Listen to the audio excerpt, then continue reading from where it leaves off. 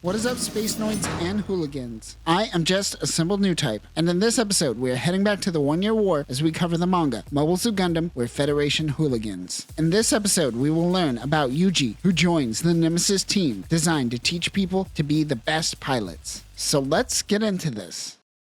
UC-0079. The 1 Year War begins. After the death of Garma Zabi, Zeon forces started waning. Eventually, EFF pushed Zeon back out into space, where the majority of the 1 Year War will play out. However, while the end of the war takes place out in space, EFF is still working on getting the remaining Zeon forces off of Earth. One day, a man by the name of Yuji Arcana disappeared during battle. He suddenly returned, carrying a few comrades and an extremely damaged GM. Since that day, he has been given the name Zombie GM. Someone is looking over the file of First Lieutenant Yuji Arcana, champion boxer from Canada, stationed out in the reformed Vancouver base. He is an ace pilot that shot down 2 Zakus, 1 Goof, and 1 Dom. A commanding officer is giving this intel to a mysterious team looming over him. We cut to Yuji, who is currently enjoying a natto-flavored umaibo. This isn't the first time we talked about umaibos on this channel, but they are Japanese Cheeto sticks in various flavors. But this is interesting. Natto is fermented soybeans. Most Westerners hate this. It is honestly flavorless, but the disgust comes from the texture similar to mucus. My question is, if you turn natto into chittle, what does that taste like? It doesn't sound good, I'll tell you that. He specifically likes to eat umaibo with cola. Okay, what kind of protagonist are you introducing me to? This dude has a palate of a psychopath. He and his friends notice that a Medea ship has landed on their base. One person notes that it is from the rumored ace unit called the Nemesis unit. Yuji talks shit to his crew saying he could take him out, no problem. A commanding officer grabs them and pulls them into a briefing. Here they learn that the Nemesis unit will be here to help improve the skills of this base. The commander hands over the mic to Lieutenant Ernst Panawa. She explains that supplies are low, so it is time to increase skill set to decrease the need for repairs. They have been given jurisdiction over training exercises. They are going to perform an aerial drop attack half a kilometer from the bunker via transport ship. She says the scramble order comes in 10 seconds. 9, 8, 7. She starts counting down. Everyone looks at each other. She gets the 3 and begins yelling in a typical drill team manner. They all scramble to their mobile suits. The team mobilizes in their GMs while the Nemesis team launches in the GM Striker. The RGM-79FP GM Striker is a variant of the RGM-79C GM Type C. It took the data from the ground Gundam and the RX-78 Gundam and focused on close combat. This mobile suit was a direct response to Zeon's goof. It is equipped with a wearable reactive armor that is also used on the Desert GM. This is Choban armor, and I just learned that this armor was also created for Alex Gundam. It was also fitted with a high thrust backpack and improved leg thrusters. This mobile suit is equipped with 60mm Vulcans, 2 78 Type Beam Sabers, a twin beam spear that is the evolution of Grandpa's beam javelin, a 100mm machine gun, a spike shield, and a grapple shield. Nemesis will escort them during the training mission. They all take off in Medeas. Once they reach the drop point, one Nemesis member,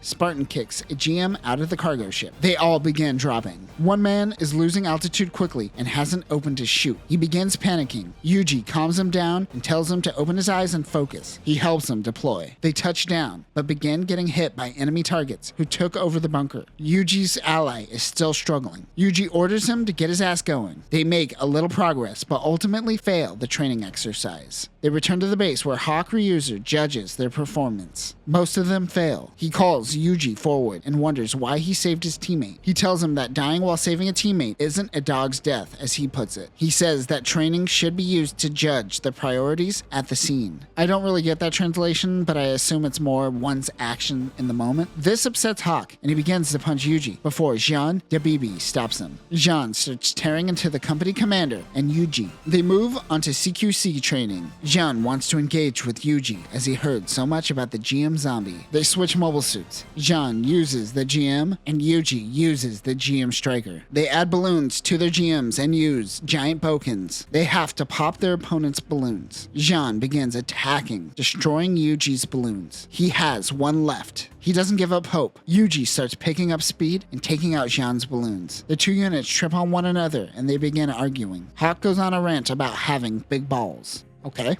Yuji is summoned by Major Saki Desao. He thinks that he is going to be in trouble, but effective immediately, he is now a part of the Nemesis team. Major Desao tells him that he is chosen because of his close combat skills are a notch above the rest. He declines the offer and tells the Major that he grew up in Vancouver. Remember, part of the colony during Operation British did break off and hit North America, specifically Canada. He enlisted to specifically help out Vancouver base. The Major tells him this is an order, but they leave tomorrow, so he gives him the day to think it over. Yuji's commanding officer talks to him. He tells him that he enlisted at a base in Turkey. He then went to Jaburo for a little bit and then went to Hokkaido, India. Now he is commanding officer in Vancouver. He tells Yuji that he is young and he should go explore the world. He decides to report in with the Nemesis group. Jean doesn't want him on the team, but they need someone that can react as fast as possible to the enemy in front of them. Yuji comes in and asks if there is any kind of trial session or something. The team hears this and rolls with it, so they start asking for massages, to clean the toilet, run errands. Everyone calls him an idiot, and I don't blame him.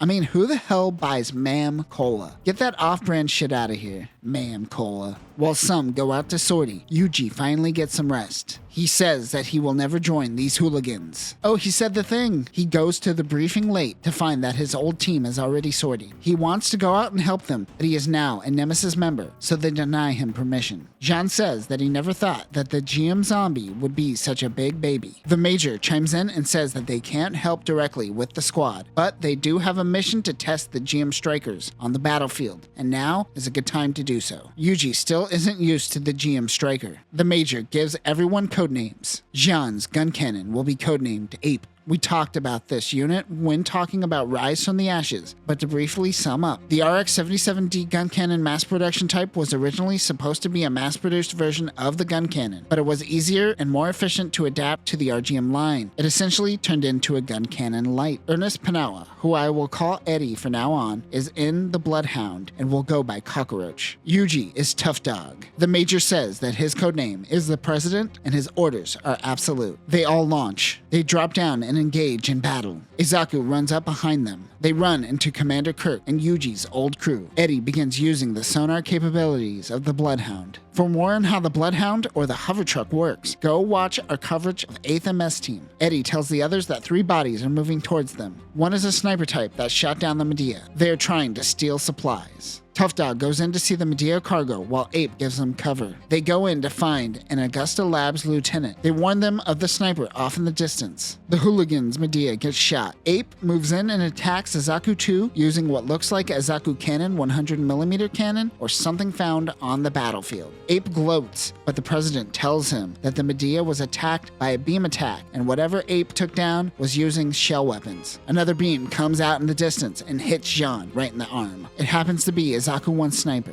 Also, props to the Zaku 1 sniper that stuck around all the way to UC0096. The sniper is using Jean as bait. If anyone goes out to help him, the sniper will pick them off. Of course, Yuji goes running in headfirst to help him out. Everyone calls him an idiot, but the president says to trust his instincts. He gets hit with a huge explosion, but comes out with minimal damage. Eddie explains the concept of reactive armor. It uses internal explosions to dampen enemy explosions, which I learned from you guys in the comments. I should have read this manga earlier to get the rundown. Along with the wearable armor, Yuji's past life as a boxer shows in his fighting stance and his reaction time. Yuji bobs and weaves through the beam attacks. He goes in and strikes down the Zaku sniper. They think that Yuji could be the one to master the GM striker. There is still one more support Zaku to take care of, but the GM striker has overheated. Commander Kirk comes in and takes out the remaining unit and helps out Yuji. As he helps him up, the commander tells him to go explore the world and give the soldiers of Vancouver base a good reputation. They complete their mission. Yuji meets with the Augusta technician, 2nd Lieutenant Tyra Cicero. He thanks him for saving him, but then immediately throws up in Yuji's face. He apologizes and said he is just nervous. Yuji just got a face full of MRE barf. At least it wasn't pizza night. Jean eats his own words. He was completely wrong about Yuji.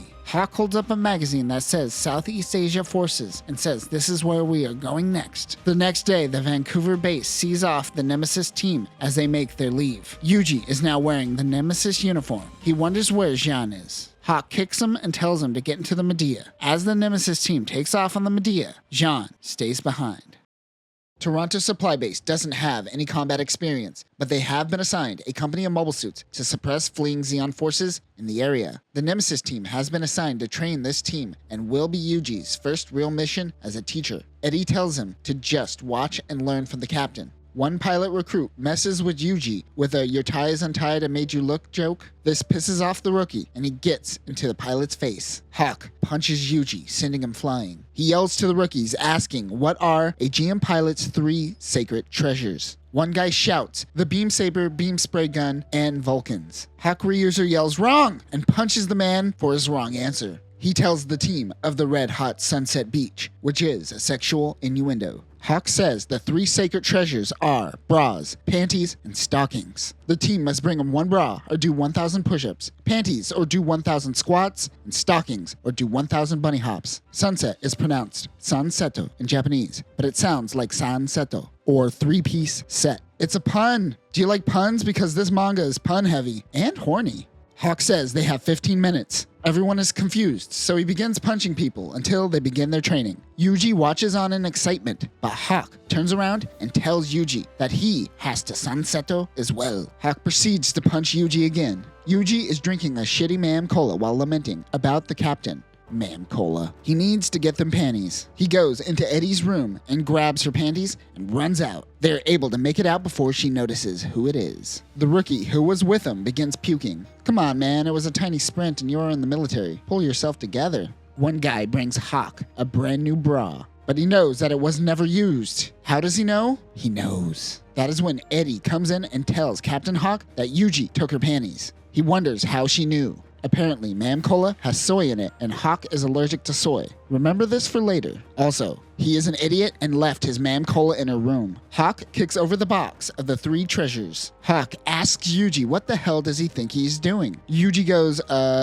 doing what you ordered me to? Hawk says he will discipline the young lieutenant for doing exactly what he was ordered to do. He is punished by doing 100,000 push-ups and 100,000 reps with the practice sword. While practicing, he thinks about how he will kill the captain. Tara, the young rookie who helped Yuji steal the panties, has to watch over him. Later, when off duty, Yuji and Tara head to the bar, only to find that Hawk is also there trying to hit on some poor lady. The bartender goes out back to take out the trash. The 2 knock out the bartender and take his place as 2 men cosplaying as 1 man. This is straight out of a 90s sitcom. Yuji and Tara try not to give themselves away as they snicker at Hawk's cheesy attempts to hit on someone. They pour him a drink and spike it with industrial strength methanol. The lady tells Hawk about Humpty Penguin. Humpty Penguin is Mam Cola's mascot. Mam Cola is the biggest industry in Toronto. Humpty proposed to a woman, but when she said no, he terrorized the town. One hero of Toronto slayed Humpty Penguin, and thus Mam Cola was born. They say the ghost of Humpty Penguin comes every once in a while. The woman says she is looking for her own hero. Just when I thought I couldn't hate Mam Cola anymore, she heads to the bathroom and Hawk grabs another drink. He rants to the bartender about getting away from his stupid subordinates, but he says that he does have one subordinate that has potential to surpass even him one day. Yuji thinks that Hawk is talking about him, but he says, you know, the guy with the glasses who completed the Sunset Beach and brought all them panties. This infuriates Yuji, and he jumps out of the suit and attacks Hawk. He takes Yuji and Tara outside and demands to know what they are doing there. The girl Hawk was flirting with comes out and yells.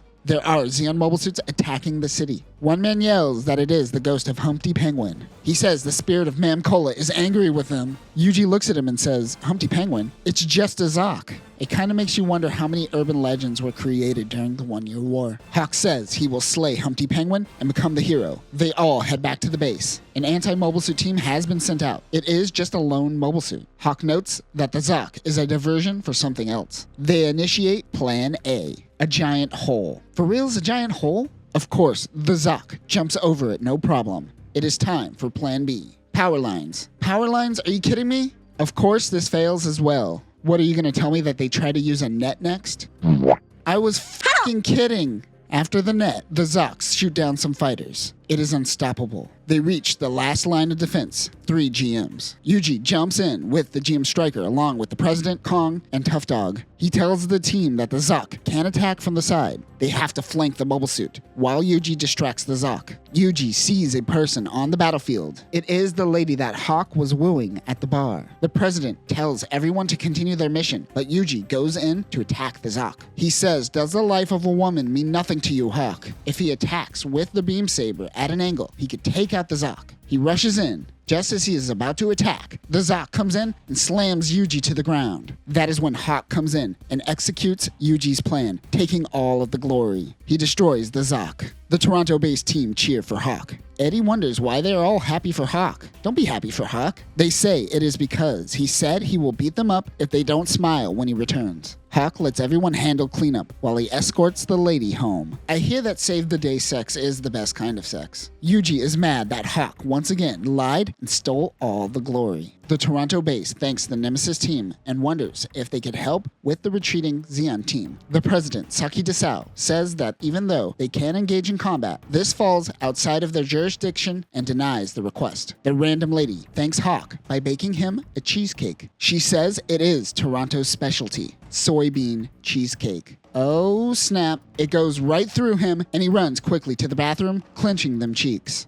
I told you that the soy would come back to bite him. Eddie talks to Desao regarding the Medea incident the other day. She informs him that the crew members they rescued all died in an accident shortly after. That is such a great moment to go out on. The chapter could have ended there, but no, they couldn't resist. They had to end it with Hawk taking a shit and blowing up that poor girl's toilet. I guess no one's getting laid, but certainly something's getting wrecked. A team is scouting out a small town. There are audio signatures coming from their 12 o'clock. A heat rod comes out of nowhere. A GM slides underneath the heat rod. One GM is attacked. He falls down and looks up to find 2 goofs and a Zaku standing over him. Hey, wait a minute. Those are GMs cosplaying as Zeon mobile suits. A director yells, "Cut." It is a movie set. The Nemesis team is working as stunt pilots and helping train the new stunt crew on set. The director nitpicks to Eddie about the direction not being realistic enough. She looks at the fake Zeon suits and says, "Since when are costumes realistic?" and walks away. They are more or less waiting for EFF's big operation to take back California base on the West Coast. They have recently taken back Ellsworth base as they make plans towards California. The Nemesis team is going to head out and help the mass media record the situation. Eddie is chastising the Cherry Blossom crew, which consists of all females. One of the girls is Ensign Sherry Ford. She is Colonel Peter Ford's daughter, and nepotism got her a position on the Cherry Blossoms.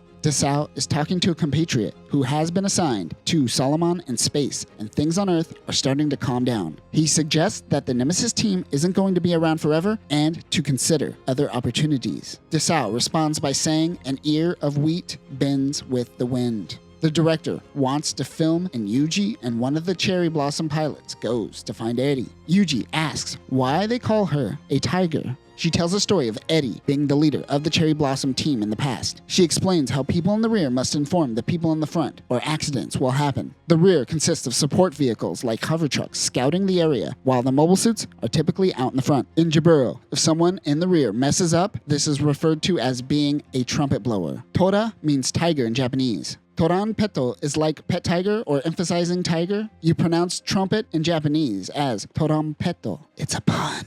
That is how Eddie got her name, the cursed Toranpeto of Jaburo, or the cursed tiger. That was a lot of work to go for a pun. I remember the days of Yakitate Japan when the puns were efficient and to the point. I miss Yakitate Japan. この日本人女神の手をこんなの誰にでもできるじゃんか。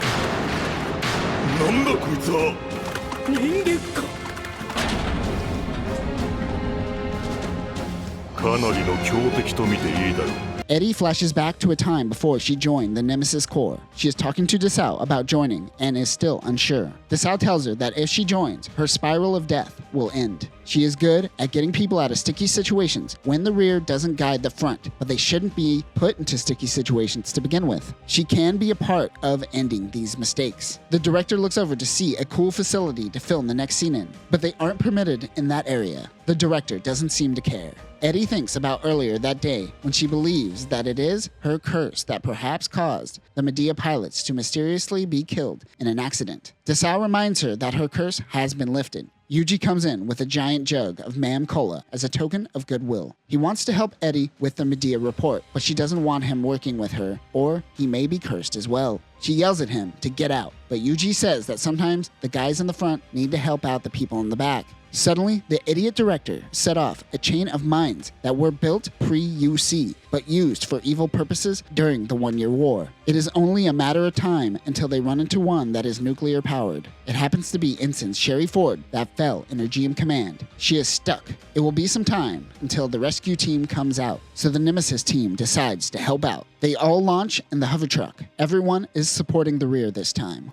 Rear. The ground around the area is collapsing and won't hold for too long. Eddie uses the sonar to find a bunch of mines in the surrounding area. Sherry Ford's GM activates another mine. This was a big one. Eddie has to go on foot to pull her out. Mobile suits or machines will just cave in the ground from its weight. Yuji tells Eddie to do her thing. He will go out in her place. He ties a rope to his waist and listens to Eddie's commands. He walks until Eddie yells stop in his ear. This is a mine right in front of him. He looks down and realizes that he was seconds away from death. Yuji begins panicking. Eddie is able to navigate Yuji around the mines and right to Sherry's location. As he gets there, the ground is seconds away from collapsing. Eddie tells Yuji the only way to survive is to jump into the GM Command's cockpit as fast as he can. The ground collapses and the gym is covered in rocks. Everyone looks on in silence. Eddie is frustrated with herself. She believes the curse continues on. Suddenly, out of the rubble comes the GM holding Sherry. The gym once again looks like a zombie. Desau's compatriots call him lucky, but Desau knows it isn't luck.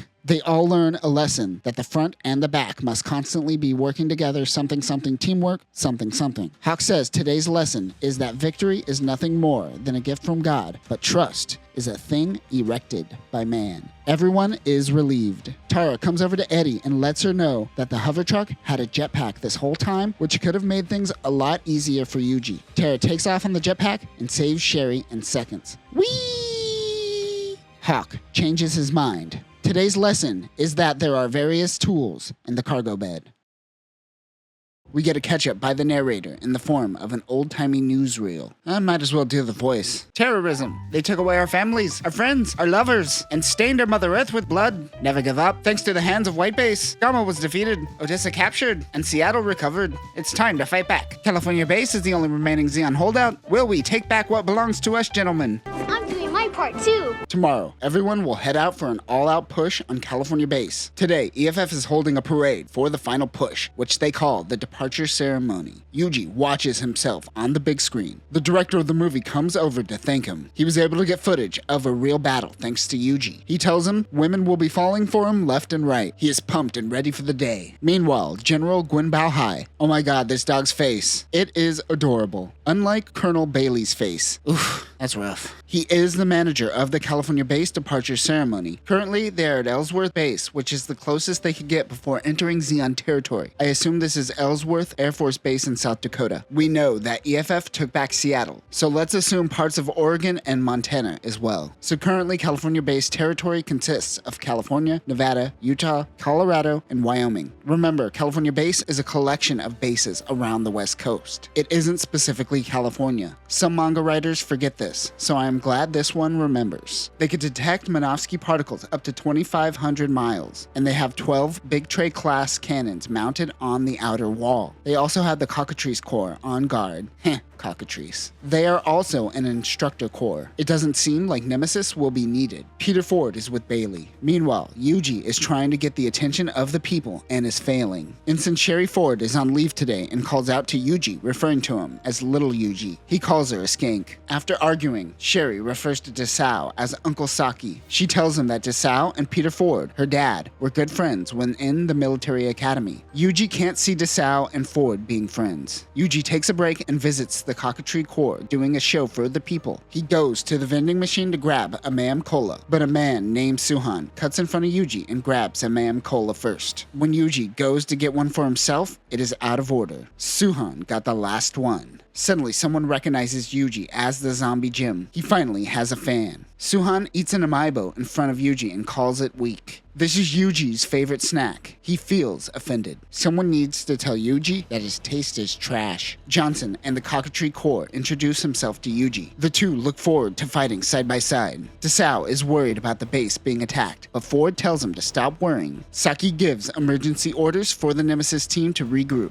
Eddie is in the hover truck and she senses something from underground approaching fast. Outside of the base, one Type 61 tank flies off and crashes. 10 seconds until it makes contact. Out of the ground bursts the AG. The EMS-05 AG was built at California Base after Zeon captured it and was designed to attack the underground base Jaburo. This mobile suit bores and digs through rocks. It has 2 hover jets and treads instead of standard legs. This unit is equipped with a laser torch for cutting and a large drill as well as a rock grinder. Some units have been retrofitted with missile launchers, but these aren't designed for combat. It is accompanied by Zaku's. All hell breaks loose and the civilians begin running. Bailey realizes that the big tray cannons can't aim inward towards the city and they are useless. Yuji gets into the GM Striker, but Johnson and the Cockatrice team say they will handle it in their GMs. The AG uses its drill on Johnson's gym, tearing it apart. Yuji goes in to attack the AG. He holds it back as the generals make their escape. They aren't after the generals, however. Remember, last episode we learned that there are underground caverns throughout this area. It was used pre-Universal Century to store nuclear weapons. Eddie realizes they are carrying a nuke underground. As Yuji sneaks around, an ACT guy sneaks up behind him. Eddie is trying to get in contact with Desao, but short-range communication is being jammed. Ford wants Bailey to give command to him since he messed this up, but he refuses. He is informed that all base units have been taken out already. However, the Nemesis team is holding their own. Ford says, actually, Saki Desao should take command on this mission. As a bomb hits close by, Bailey gives command to Desao. As he makes moves, he thinks back to 22 years ago at the military academy in Paris. One of the professors is not necessarily preaching the ideas of controlism, but rather simply saying it is only a matter of time. He also believes that EFF's reach isn't wide and Spacenoids will rise up. One guy stands up and calls him a Spacenoid sympathizer, but he is unwavering in his beliefs. Running late to the class is a young Saki Desao. Later, he is tasked with cleaning the waiting room. He stumbles into the room to find that the professor is bald and wearing a toupee. He yells at Desao. That is when a young Ford comes in. The professor yells at both of them. Desao tells Ford that he doesn't really care about the professor, but he knows that he is going to be a bridge between Earthnoids and Spacenoids. This assumes that Earthnoids at one point danced with the idea of controlism, but once controlism started to be associated with anti-EFF sentiments, that went away. Desao has dinner with the professor. He tells Saki that he once told Daikun not to make bold declarations of independence, but that has long passed. They are eating something made with sky radishes, cultivated from Side 5. In the colonies, there are no seasons, and anything can be grown at any time of the year. Desao is living with the professor in exchange for doing housework.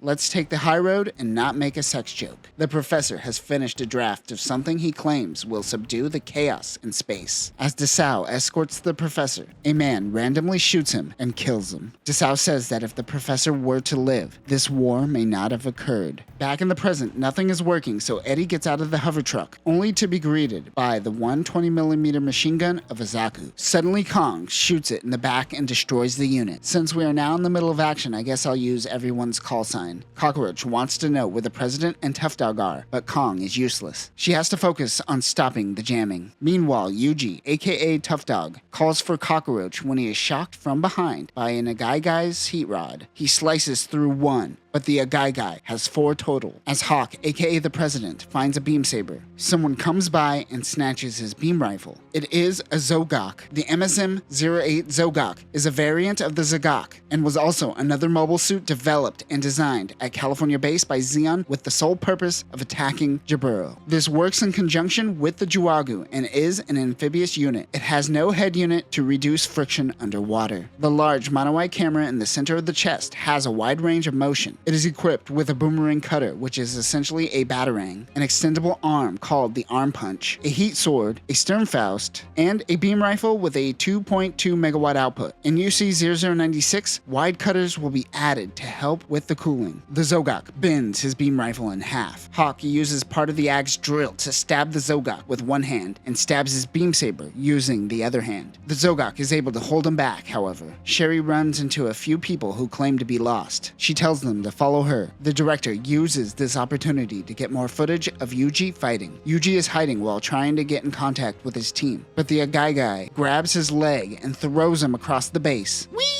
The director caught it all on camera. He gets up from the fall to see two children in a car hiding. He yells at them to run away. The Agai guy uses the heat rod and destroys the overpass. It falls on top of the car. The gem gets shocked. As it comes in for another attack, Yuji gets up and punches it in its nose? I'm going to call it a nose. He is able to take out the Agai guy. Suhan watches Yuji take on two Zakus and another Agai guy. He beelines it right for one of the Zakus and does a shoulder throw, throwing one Zaku into the other Zaku. All that's left is the Agai guy. He rushes in. The Agai guy uses its heat rods, but Yuji rips them out of the arms. The Zeon mobile suit uses a flash grenade and rushes in. Yuji grabs his twin beam saber and impales it right through its mono eye. It ducked, but it didn't expect a second beam. Twin beam saber for the win. The Zogak shut off its boomerang cutter and is returning back. Hawk is trying to use sheer power on the Zogak, but decides to roll his opponent onto his back. He throws the Zogak right into its own boomerang cutter blades. Hawk says the lesson for the day is, if you can't push, try pulling. Eddie gets out of the hover truck with a power cord and tells some random EFF soldier to quickly plug this in. The hover truck only has one bar, man. The soldier says Commander DeSalle is allocating all the power currently. On top of the base, DeSalle is leading a bunch of Zakus into a trap. Eddie realizes the captain is in charge and everything will be alright. Sherry takes the shady guys to an evacuation sector, but of course they hold her at gunpoint and tell her to take them to the command center. DeSalle still doesn't know what Zeon's main objective is, but he finally gets in contact with Eddie, who tells him about the potential for nukes. Bailey is like, you idiots, they would have to steal our reserves and then try to activate them. A man comes rushing in to tell Bailey that they indeed stole their reserves and are trying to activate them. Bailey and his men go into action on foot. Hawk meets up with Yuji. He is moving the rubble. He gets out of his mobile suit and starts moving rocks by hand to find the two children that were hiding in the car. One of the kids' legs are broke. He grabs them and gets the kids to safety.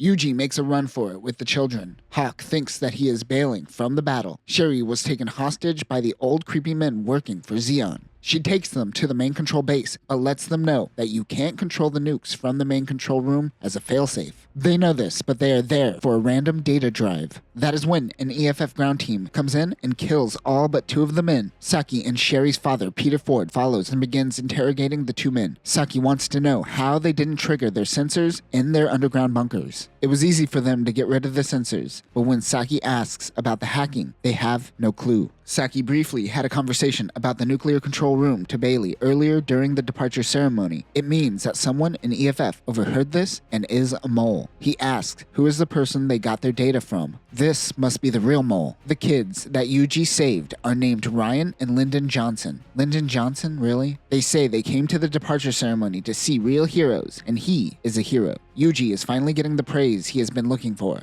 They say that mobile suit pilots are the manliest men. The kids say their dad is a mobile suit pilot as well. He wonders if his dad is Philip Johnson, the cockatrice leader. Last episode, Philip and the cockatrice team took a beating, and Yuji believes that he might be dead. He says, yeah, we should probably find your mother. Hawk is mad Yuji went off without him. Eddie in the hover truck meets up with Hawk, and they regroup with the others. Meanwhile, the spies that Saki was interrogating pull a gun on Bailey after he explains how bad he is at commanding a base with nukes. They run off with the data file. Saki wants to know why Bailey is willing to die for this data. He tells them that this base wasn't able to decrypt Zeon communication after they took over the base. Location of bases, names of spies. All this data is available if one is able to decrypt. With this data, they certainly can end the war faster. The spy runs with the data and is eventually surrounded, but he says this mission isn't about retrieval, but destruction. He sigs at Zeon and blows himself up, along with the data and everyone on the same floor. Hawk goes in to attack the Zogak, but it begins its retreat. Saki takes all the blame for the attack. Yuji comes in with the kids looking for Philip Johnson. Saki tells him to get back to his mobile suit and focus on protecting the higher-ups. Yuji grabs Saki and tells him that he is here to protect the children, not some bastard higher-ups. Saki flashes back to the incident with his old professor before telling the world of something that might change history as they know it. The professor is shot. A riot breaks out as Saki tries to get medical help. The professor gets up and walks with his injury. Saki tries to stop him, but he says if he can't help the people here and now, then he will never be able to protect the Spacenoids. The professor died, and in that moment, everyone stopped rioting. Yuki reminded him of this moment. Colonel Bailey is being a coward and trying to blame Saki. But that is when Brigadier General Dunamo of Augusta Labs sees that Saki was doing the best with what he had. He also likes that Yuji has a backbone, but he tells him to watch how he addresses his superiors. Yuji meets with Philip Johnson's wife and gives her the bad news. Saki and Yuji are determined to seek justice. The sole surviving Zogak completes the mission and meets up with a mysterious mobile suit in the shadows. As the Zogak pilot gives his debriefing, the mysterious mobile suit snipes and destroys the Zogak. The departure ceremony was supposed to raise morale, but they are all mourning the loss of 217 people that died during the incident at Ellsworth base. As they mourn the losses, one of Johnson's kids tells Yuji that he doesn't have to worry and that they will protect their mother from now on. Yuji tells them that their fathers raised two brave boys. Apparently during this incident, the film director also died in action, which is apparently not true. We'll find out later. One man we rarely talk about is Doug Kyson. He is a huge man, but a gentle man. He also has said nothing for the most part and just sticks to the background. As they give a moment of silence, Yuji notices Doug with the clergy praying to his fallen comrades. He is taken aback by Doug being a religious man. He is so multifaceted but so mysterious. Hawk tells Yuji to shut up and pray. The Nemesis team heads out in the C-88 Medea. They have been informed that the Zogak that retreated during battle was found and destroyed. It seems like it was killed by friendly fire. Saki believes that since all the sensors in the underground cave were placed exclusively for the departure ceremony,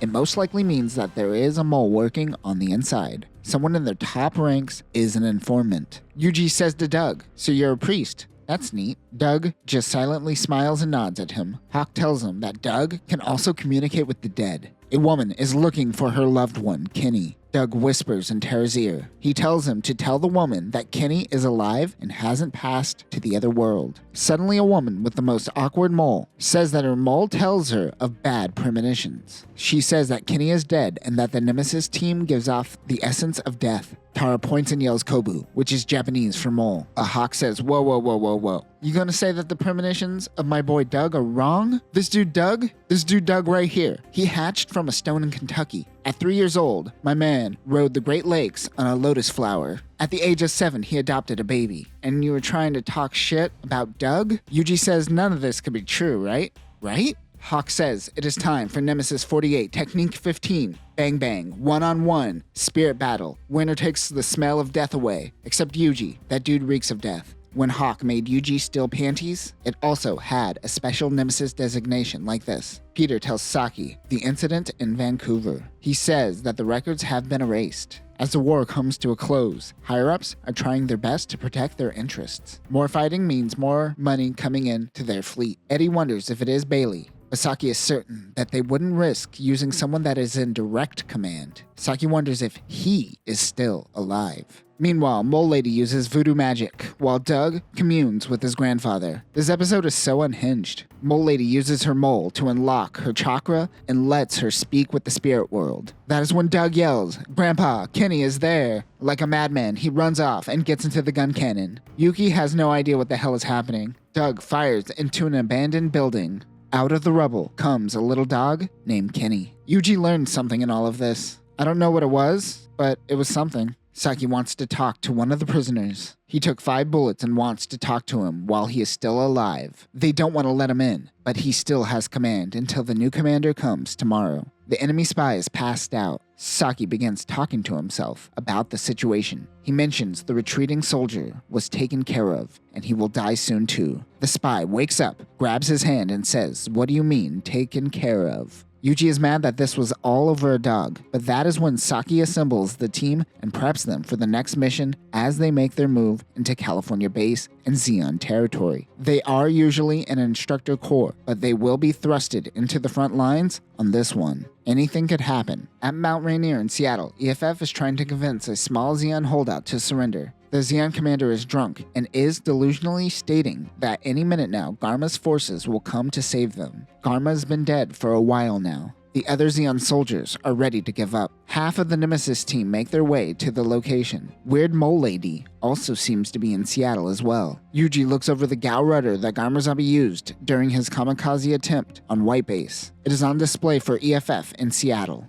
Tara is heading to Augusta to get some spare parts for the Nemesis team. Since their parts are so unique, it is easier for them to just go pick up the parts. Meanwhile, Hawk and Saki are in the Grand Canyon. They had to go to a meeting before the operation takes place, but during this meeting, they are sure they will find their informant. Saki stole the spy from the base and dressed him in an EFF uniform to help them find the mole. They tell him not to talk too much, as his Zeon accent is thick. What is a Zeon accent? They start talking shit about Yuji. Meanwhile, in Seattle, Yuji sneezes. If you don't know, it is Japanese superstition that when you sneeze, someone is probably talking to you behind your back, which is why you see this cliche in manga and anime a lot. Yuji is running tests at the Seattle testing grounds. They are monitoring his techniques to collect battle data. The techs tell him that this could potentially save lives. Yuji flashes back to the colony drop. One of the fragments of the colony hits Vancouver. Yuji was a master boxer, but after watching people die from something so devastating, he never felt so helpless. It was at that moment that Yuji decided to enlist. Hearing that this battle data is helping people, he is doing exactly what he wanted when he decided to sign up. Doug gives Yuji a special charm to protect him. The Mole Lady said ominous things the other day, so he is going to need it. He spots a Zeon craft flying around Mount Rainier. They are fleeing forces. It is only a matter of time until they surrender. The war really is coming to a close. But suddenly, a black cat crosses his path and Minovsky particle density increases. They are informed that 3 Zakus are approaching their location. Bailey is also attending the meeting at the Grand Canyon. He was demoted 1 rank for the incident at Ellsworth base, but is now in Jaburo, so he is happy. At that moment, Saki breaks his glasses. Everyone is having the worst luck. Mole Lady was right. We see the Mole Lady cursing the Seattle team. A modified Zaku comes in and does a decent amount of damage. Yuji tries to hold him off, but a Zaku cannon comes in blasting. It distracts Doug, and another Zaku slices him in half. This is an MS-06FS Zaku 2. The MS-06FS Zaku 2 Zabi Custom was designed specifically for Zabi and is a variant of the F-type. This is designed with more close combat features and has 4 40mm Vulcans on its head. There were very few of these units made and mainly given to commanders before the creation of the S-type. Other weapons include a shoulder shield, a 120mm machine gun, a small caliber machine gun, a heat hawk, and much more. The Zaku holds up Doug's gun cannon head, and he claims to be Zabi. Everyone is confused as Zabi is dead. He throws the gun cannon head back at a frustrated Yuji. Yuji remembers Doug telling him that he and Tara are good people and says, well, he's mute. He writes the words. Only when bent and twisted does one obtain a straight spirit. He holds Doug's gun cannon head as his unit goes up in flames. Yuji rages and attacks the unit claiming to be Zabi, but they retreat. One soldier tells Yuji to get onto the gunperry and help their team seek revenge. Let's just take a moment to admire this artist version of Zabi. Oh my. The Zeon remnants are still holding up part of Vancouver. EFF moves on them, while the drunken Zeon commander remembers Zabi. 2 of his subordinates decide to sneak off and surrender, then deal with this guy slowly going mad. The Vancouver commander is informed that Seattle has just experienced an attack by a platoon of 3 Zakus that are heading their way. That is when they begin getting attacked. It is the Zaku 2 FS and his team. They come in crushing gems, and everyone makes this face. There is a lot of meme potential with this manga. Saki is waiting to attend the meeting at the Grand Canyon. Remember, he stole the spy to help point out one of the EFF higher-ups who is working as an informant. But the Zeon spy doesn't think that they will show up to this event. At the event, Saki meets with Ford, but he also meets with Hens. Hens? No, I'm sticking with Hens. He says that Saki is a world-class baseball catcher, and he looks forward to the baseball club.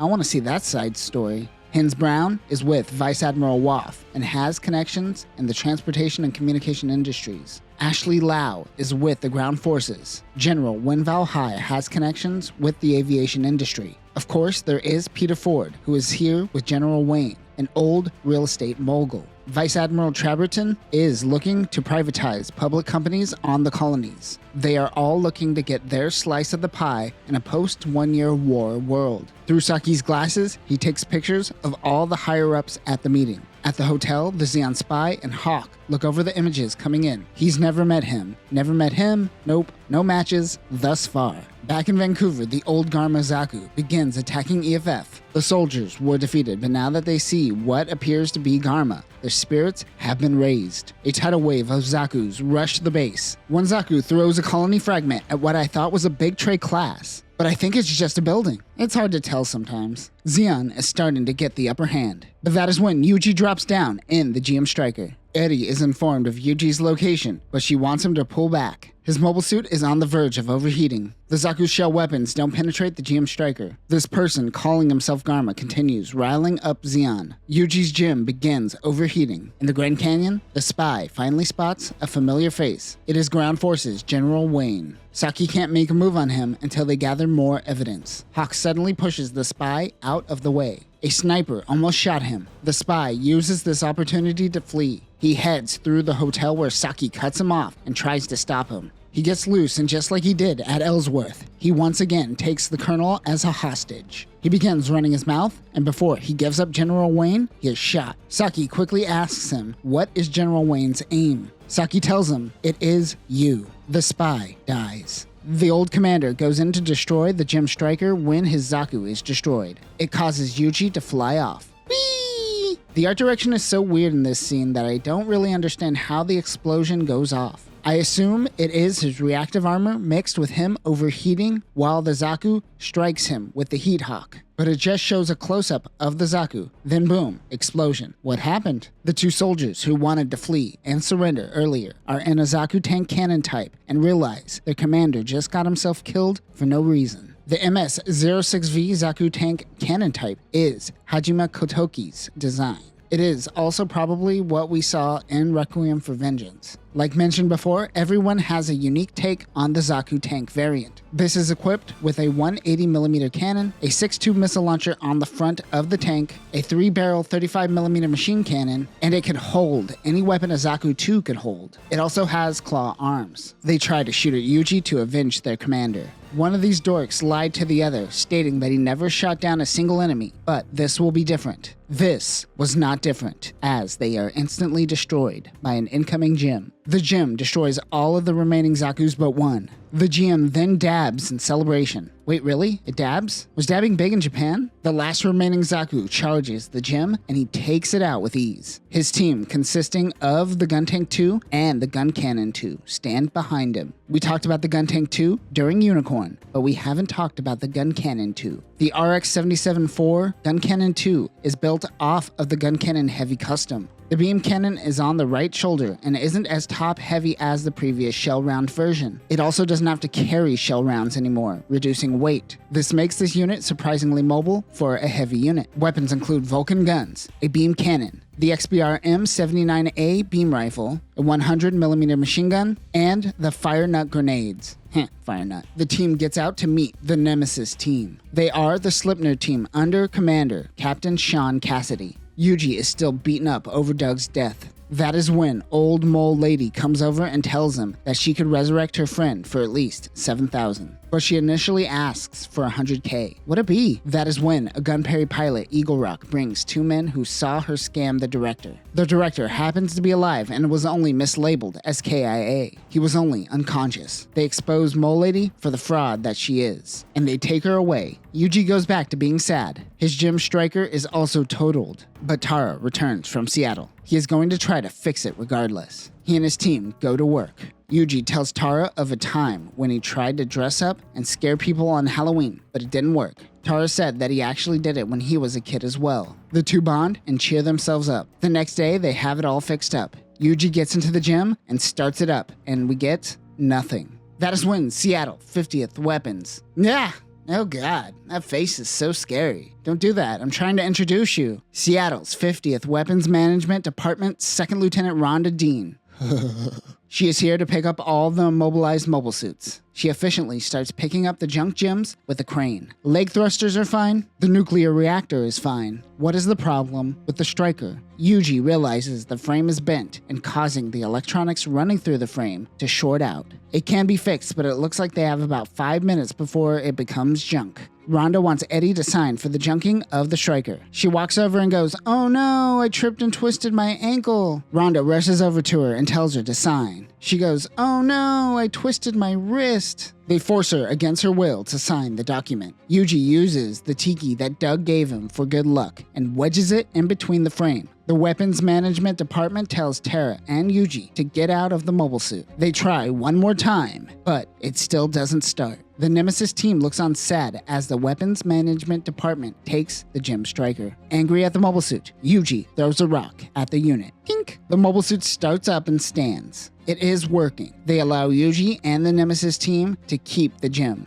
Doug is still helping the team out even after passing. Since Hawk isn't there, Tara gives the words of wisdom for the day. A mechanic's job is to fix both pilot and machine. Yuji throws a rock at Tara's head and tells him to grow some hair on his chest before spouting wisdom. Choppers come to their location. They think it is the Major returning, but EFF soldiers surround them at gunpoint. They inform them that Saki and Hawk have been arrested under suspicion of being spies, and as such, all Nemesis members will be treated likewise. Meanwhile, Zeon officer Manartha Aja is riling up the troops in the name of Garma Zabi. He wears a ninja mask, similar to Kycilia Zabi. As long as there's a symbol for the people to rally around, the masses can be easily swayed. After the death of Garma Zabi, rumors started popping up of him surviving. This reinvigorated those in North America. California base became a hotbed for guerrilla warfare. Hill Army Base in Utah. Major Saki Desao's court-martial begins. They want to know why he took the Zeon prisoner and suspect him of being a spy. Commodore Dunamo stands trial and claims that he would have approved his missions if Saki asked. Peter Ford is a part of the tribunal.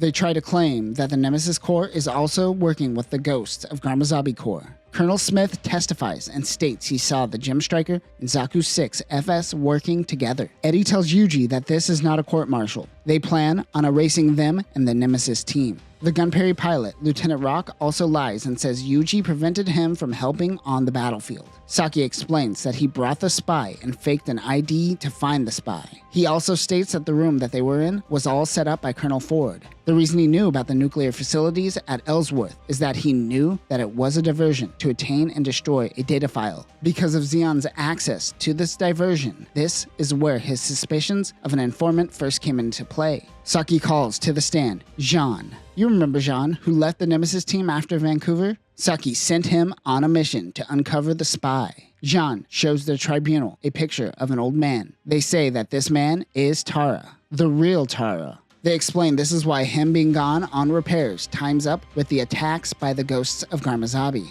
Ford doesn't believe the story and wants to proceed with capital punishment. That is when the base is attacked. Chaos ensues in the courtroom. Tara seems to have escaped. They wonder what they should do. Saki says that they have been deceived and it seems capital punishment is inevitable. He wants to uncover the truth. Hawk stands by the Major's side, but Yuji runs off on his own. As he is running, he hears his name. It is Tara next to the Gem Striker.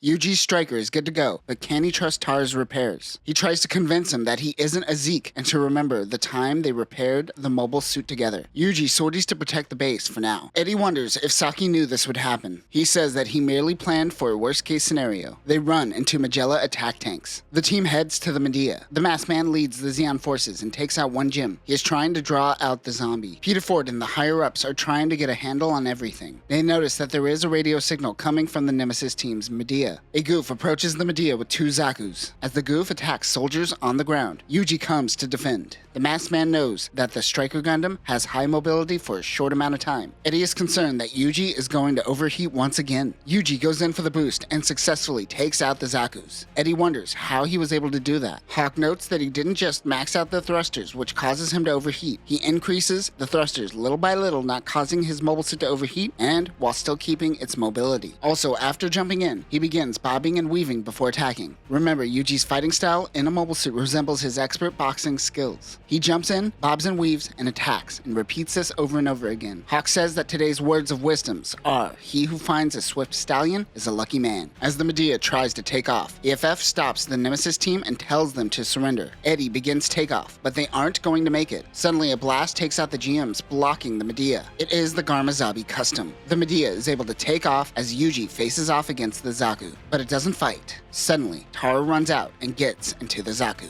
He is indeed the mole and the pilot of the Zabi custom. Yuji is in disbelief. The Zeon remnants take off. Yuji heads into the hangar where he sees that Lieutenant Rock is still alive. He apologizes for lying in the courtroom, but now is not the time for that, as gems surround the hangar. EFF calls for Yuji to come back to the courtroom and they could all talk. But Yuji and Rock launches in the Lightliner. The Lightliner is a subflight system very similar to the Corvette booster and resembles a hang glider. It has a canopy-top cockpit. The wings can fold in for easy transport. They take off, leaving the gems confused. They catch up to the Zabi custom with Zaku escorts on Dodais. Yuji says, "This one's for you, Doug," and then he kicks the Zaku off the Dodai. The other two Dodais rush ahead, but they find themselves in front of the Slipner Corps. One thing I didn't point out last time was that Sean Cassidy is piloting a GEM light armor. The RGM-79L GM light armor is the product of ace pilots wanting mobile suits or specific needs. This was made alongside the GEM Sniper Custom. The beam rifle has the ability to critically damage a mobile suit with one blast. Since that is the case, why have all that armor? So they stripped most of the armor and took the Char Aznable approach of simply not getting hit. It is equipped with a beam saber, a custom beam rifle, a beam spray gun with a 1.4 megawatt output, and a shield. The team's mission is to capture the Zabi Zaku. Tara uses the Dodai to bombard the team with missiles. The gun tank 2 fires. The Sleipnir team is very coordinated. They use the gun tank to fire long range and force the Zakus off the Dodais. The gun cannon then fires and pushes them towards the edge of the forest, where Sean, in the GM light armor, attacks at short range. Tara thinks he has the upper hand, but the GM light armor is swift. He throws the Heat Hawk, but Sean is nimble and dodges. He is able to take out the Zaku's arm and disable the unit. Sleipnir surrounds Tara. He unleashes a smoke discharge and holds the gun tank hostage. It gets heated and the gun tank pilot tells Sean to take the hit. That is when Yuji drops from the Lightliner and demands that Tara answer all his questions. But the Sleipnir team fires on the Zaku. He tells them to stop and pulls Tara out of the cockpit. The Gundam tells Yuji to stand down, as they know they have been labeled deserters. The gun cannon goes in to arrest Yuji and Tara, but Yuji does a sweet shoulder throw. He says that Tara is a traitor, but he still is a friend, and the Nemesis team must be the one to interrogate him for their case. Sean isn't having any of it and demands that they hand over Tara. Yuji places Tara down, though he looks pretty busted already. Sean says he will finish this in less than a minute. We got ourselves a countdown fight, but joke's on you because this is a manga and I read slow. Now who has the last laugh? Lieutenant Rock is watching from afar. He wants to help, but there isn't any weapons on the Lightliner. That is when Hawk approaches him. By the way, I would totally watch a buddy cop style Gundam show around these two, and you could call it the Hawk and the Rock. That's a free idea, Sunrise. Have at it. Hawk notes that Yuji is getting better. On the last attack, he actually used his boosters to barely miss Sean's beam saber, even though he fell on his ass. The gun tank and the gun cannon wants to help, but this is now a duel for some reason. At Hillground Force's base, Ford believes that Saki will bluff and try to get them to chase them to Augusta Labs, where he will try to read their moves. General Wayne wants to put Ford in charge of an ambush unit. Ford doesn't think that Saki is a traitor, but he is faithful to the chain of command. Wayne tells Ford to work with Cortez. He is the one who ended up shooting the spy last time. Yuji's booster goes out and he loses speed. Sean takes out the Gem Striker's arm. All that he has left is the spike shield. As Sean comes in for the final attack, Yuji uses his booster and stabs the spike shield into the ground. This allows the striker to rotate, and he kicks the GM light armor. Sean wasn't able to take down Yuji in a minute. Sean likes that he found someone strong to fight. But then Hawk comes in to help out Yuji. The gun cannon pilot is afraid of him and refers to him as Hawk of the East. During Zeon's landing operation, he and Sean, known as the Dragon of the West, were two unbeatable forces. They all have a standoff. When the masked Zeon commander and a Wappa swiftly comes in and grabs Tara, and the two make their escape. Sean says that this is just like what happened in Florida. Hawk says, "Sorry, I wasn't paying attention. I was thinking about some titties I saw in Florida." Later, the Sleipnir team is transporting the Garmazaku for evidence when they are suddenly attacked. It happens to be the mysterious gem sniper that destroyed the Juagu after the departure ceremony. The Nemesis team meets up with the Medea and resupplies. They have to buy supplies from the locals, since they are on the run. Yuji and Hawk argue about his words of wisdoms, while Yuji drinks a mam cola. Later that night, Yuji runs into Saki. He is quiet at first, but he mentions that he was at his last year's Rookie of the Year fight. He says that his tenacity during the fight is what made Saki want Yuji to join the Nemesis team. They wonder why Tara would boost morale of Zeon so late in the game. Saki wonders if the Zaku came from the Federation. Victory is in sight, and there are many strategies to end a war. But it seems EFF is split between two powers. EFSF wants to end the war with one swift strike, but EFGF wants to prolong the war. This is because they want to solidify resources and ensure power in a post-war world. The prolonging of the war is due to General Wayne. He may be using the Garmazabi Zaku to prolong the war even further. But if their goal was simply to sow chaos, why infiltrate the Nemesis Corps? After Saki sent off Jean, Eddie informed them of the Medea 511 crew that was completely wiped out with the exception of Tara. That was his first suspicion. After that, they went to Ellsworth base where Zeon stole a data drive that had locations of Zeon bases. This could have helped end the war faster, and it conveniently was taken and destroyed. After that, it was clear a conspiracy is afoot. He said that he made two mistakes. The first mistake was trusting Ford. However, he doesn't believe that this is Ford's fault. He is just a political pawn. At the Grand Canyon, the Zeon spy was taken out by a sniper that was never found, which means at both Ellsworth base and the Grand Canyon, a sniper was following them around. His second mistake was splitting up the Nemesis Corps, which allowed Tara to boost up Zeon troops. Tara most likely has supplies from Augusta on standby. He then switches over to help Zeon fight, and then comes back with supplies, none the wiser. That means that Augusta Labs also has a spy. Augusta is huge, so who knows who it could be. Yuji says that Tara is a disgrace to the Federation, but Saki thinks that he is a Zeon soldier. It seems that a Zeon soldier took a Zeon soldier prisoner. Just another thing they don't have all the pieces to. The masked Zeon soldier doesn't get any details from Tara or what his real name is. He calls Tara a midget, and Tara proceeds to slice his legs and threatens to make him his height. He slices up his face and tells him he is his henchman now. Returning to Augusta is too risky, so they intend to go directly to Vice Admiral Traberton. He, along with Rebel, want to end the war swiftly. They head to the Mojave Desert. As they head out, they get a signal from the enemy. As they prep to leave, Jean notices a beam blast from afar. He is able to dodge the attack, but it kills some civilians helping out their crew. They realize it is a sniper from afar. Jean runs into the Medea and grabs his GM Sniper Custom 2. The RGM 79SP GM Sniper 2 is a sniper variant based off of the GM Command. This was one of the last GM units created during the 1 Year War. It was also one of the most advanced gems of its time. Its specialized head visor has built-in compound sensors. The special built-in compound sensor uses laser sensors, powerful zoom cameras, and image stabilization for precision and long-range targeting. This unit's specs are superior to the Gundam and can stand up against a Gelgoog. This was developed late into the war, and its production costs were extremely high. Although it never went into mass production, this would go on to inspire parts of the Nemo. Weapons include a Vulcan pod gun, a beam saber, a 75mm sniper rifle, the 90mm bulb-up machine gun, and pretty much any weapon used by a GM. He heads out to take care of the sniper.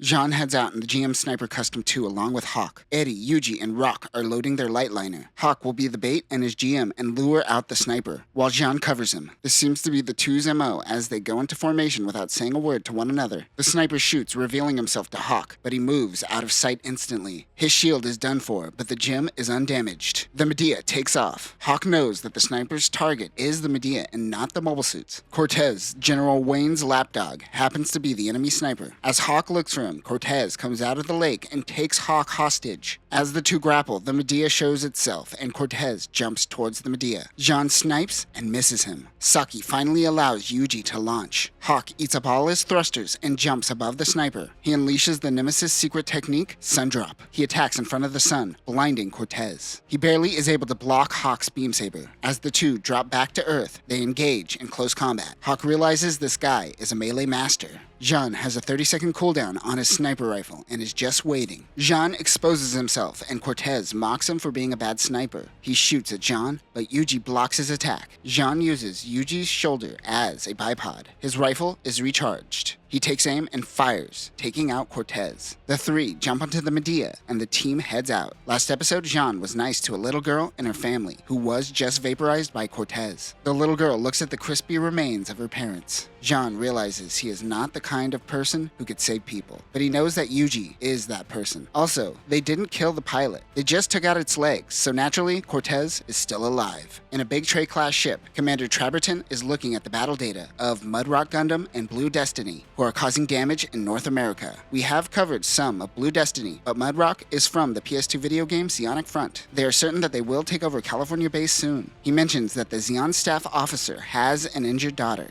Tara and Manarantha Aja make it back to the remains of the Zeonic Front. Tara happens to run into a blinded young woman. This is the staff officer's daughter. Aja talks to the staff officer to try to get them to help his fake Garmazabi unit, but he isn't believing any of it. Of course, Tara thought this would happen. Last episode, Eddie thought Rock was gay. Eddie tells him to not be jealous of her putting bandages on the Major. Rock once again tells her he isn't gay. They get a red alert. 2 core boosters approach the Medea. Mobile suits will be useless against fighters in their current situation. Rock goes out in the light liner, while the others back him up. Rock feels a great sense of camaraderie amongst the Nemesis core. Meanwhile, Ford and his team are waiting at Augusta Labs. Rock is able to take out one of the fighters. Another goes in and attacks the Medea, but Rock uses anti-air weapons. Also, I guess they added a bunch of weapons to the light liner, as this didn't have any weapons last time. We get a flashback of Eddie and Rock talking about his namesake as a Native American. He gives her a feather. An Indian with a feather. Keep playing the hits, Sunrise. He says when he gets back, he has something to prove to Eddie. Is he going to try to have sex with Eddie just to prove he isn't gay?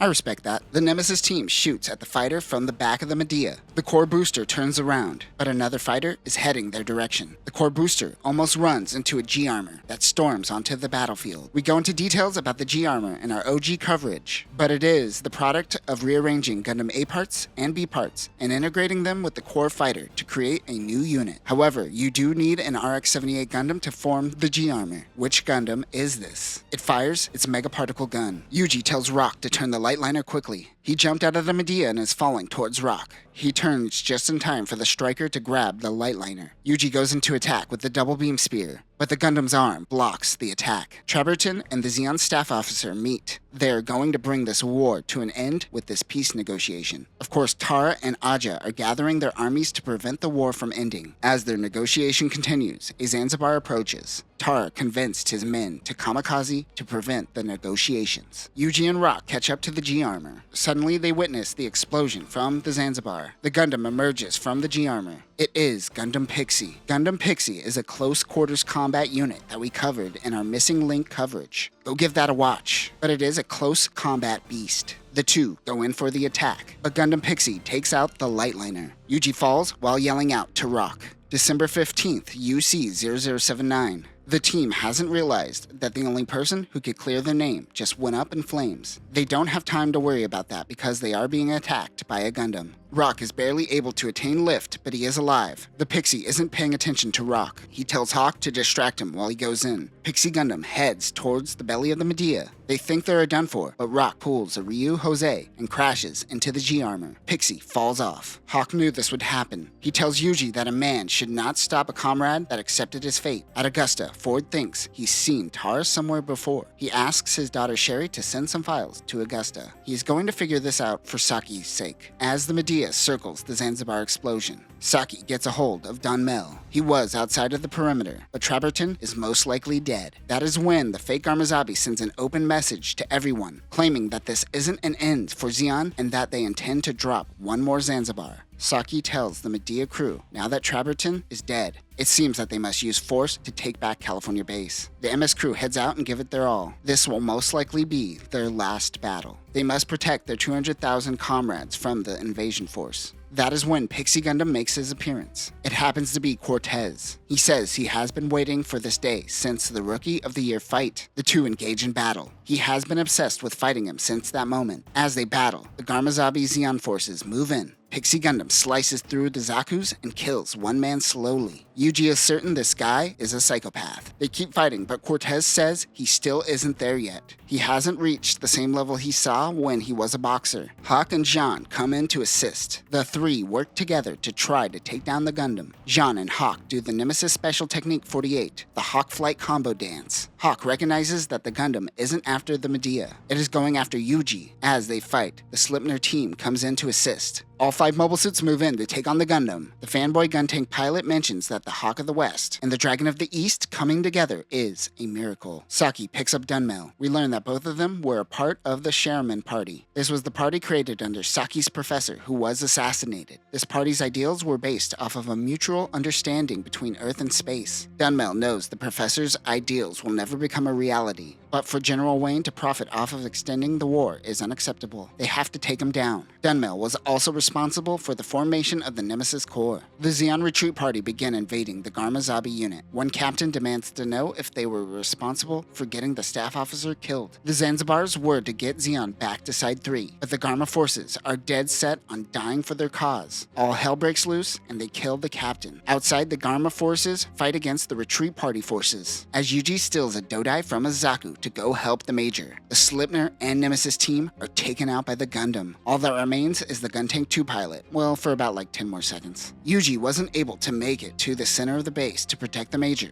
He is going to have to force his way through. The staff officer's daughter learns that her father was killed by Garma Zabi. She met him when young and feels betrayed by this information. She grabs a valve and heads towards the explosion. What's that gonna do? General Wayne is mad that Zeon is dropping another Zanzibar. That is when Dunmel comes claiming to have the Nemesis team as prisoners. We learn that Tara's true intentions is nothing but pure chaos for all of humanity. He gets word of a mobile suit fighting its way into the base. It is Yuji. He wants to take him on by himself, but Tara says he doesn't have any friends. Oh snap, here comes a flashback. Tara was always bullied on Side 3 as he emigrated from Earth. His father said that Zeon would accept them, but Tara never was treated as an equal. Then a man came to him and wanted his help in bridging the gap between Earthnoids and Spacenoids. But Tara soon learned that he was just another one of someone's conspiracy. He says he is neither Zeon or Earthnoid. The world turned its back on him. He says that he could have placed a bomb in their mobile suits at any time, but Tara never did. If he believes that Yuji is not a friend, then Tara should kill him right now. That is when the little blind girl comes over and says, "Did you kill my dad, Garma?" Not really the best time, little girl. Tara goes in to kill Yuji, but he is attacked from behind. It is Gundam Pixie. The Gundam knocks over Tara's Zaku. He gets up and realizes that he accidentally crushed and killed the little blind girl. Yuji realizes that if he is here, that means Jean and Hawk have been taken out. The two battle. Cortez in the Gundam tells Yuji that he is the only man that can get him off, in the manner of fighting, though I'm pretty sure in a sexual manner as well.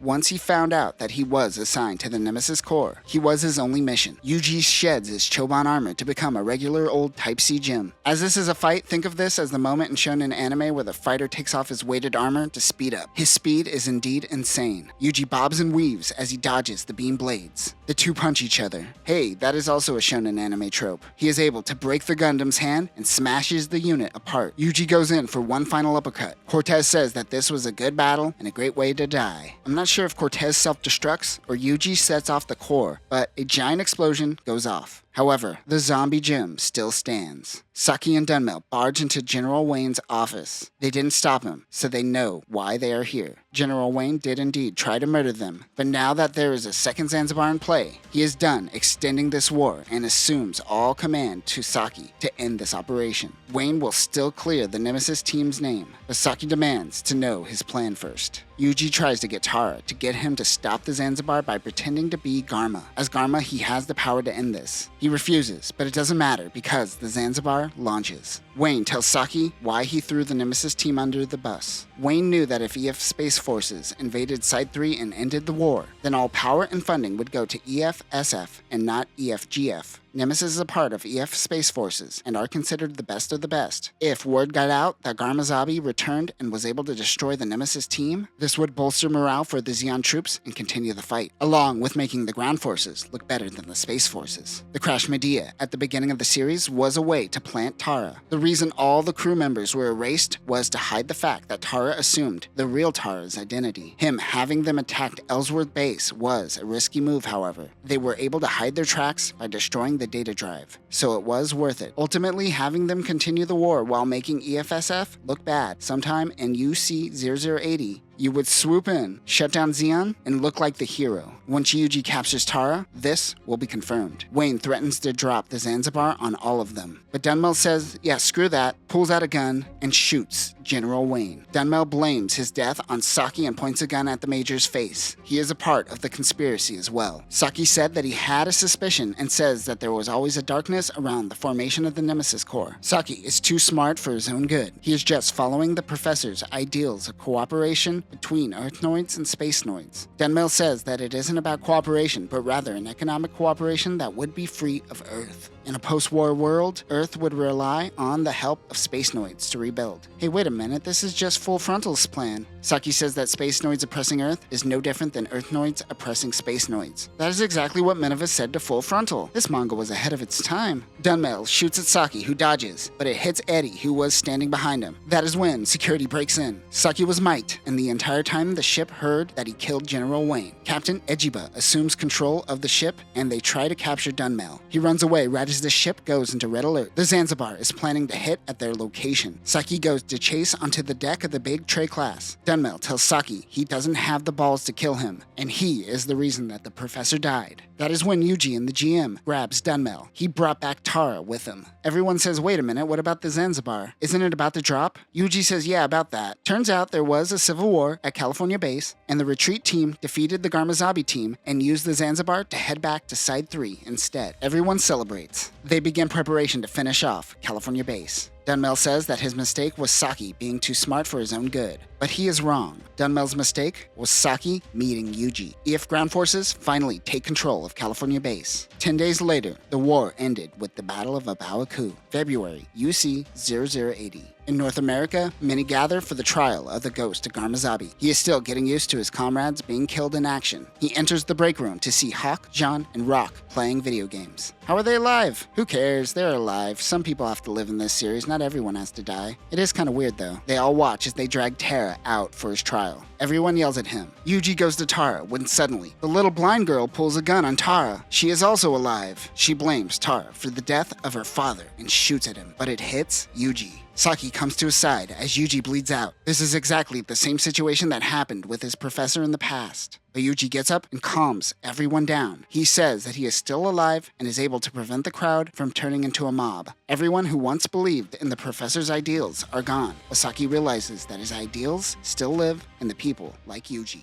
Yuji collapses, and they quickly get him to the hospital.